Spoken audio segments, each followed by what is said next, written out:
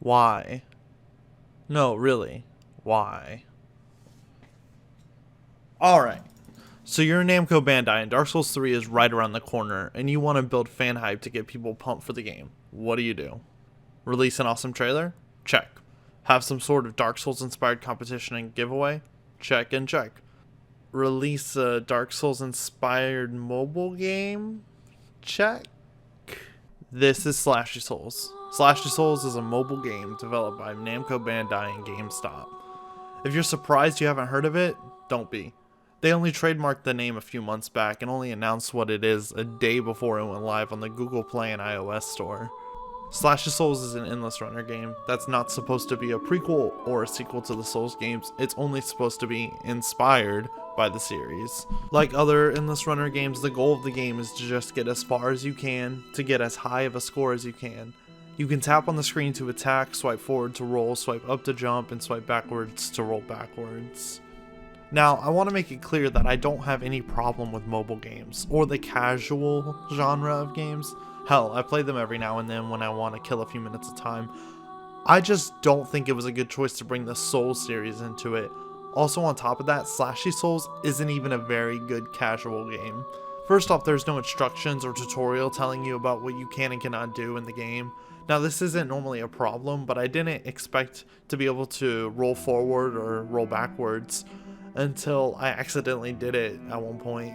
This was really annoying at first, considering there are some obstacles you can only get around by rolling, and all I knew was tap the screen to attack, and eventually I figured out swipe up to jump, but the rolling wasn't quite as obvious. Also, there's no reward to keep you coming back and playing. There are only 4 achievements total, and you'll probably get them all the first time you play it.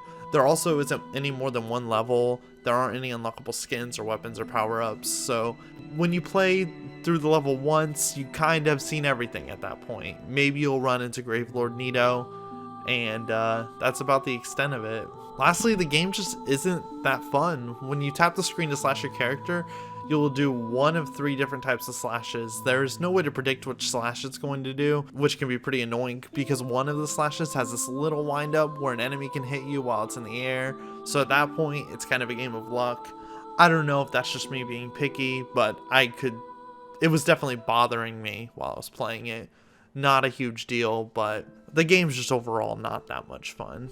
Now, normally I wouldn't even waste my time talking about some stupid free-to-play mobile game, but I feel like this one's worth talking about because it's trying to tie itself in with the Souls series. I think it's odd that a game that is so well known for its high difficulty, its gritty dark world, and the high skill cap is tying itself in with a casual mobile game. Now, I get where Namco-Bandai's coming from. They're just trying to promote Dark Souls 3 in every way that they can, and I can respect that. I'm a huge fan of the Souls series, and I'm extremely excited for Dark Souls 3. I'm not offended at Slashy Souls. I don't think Namco-Bandai is a terrible company for making it or anything along those lines.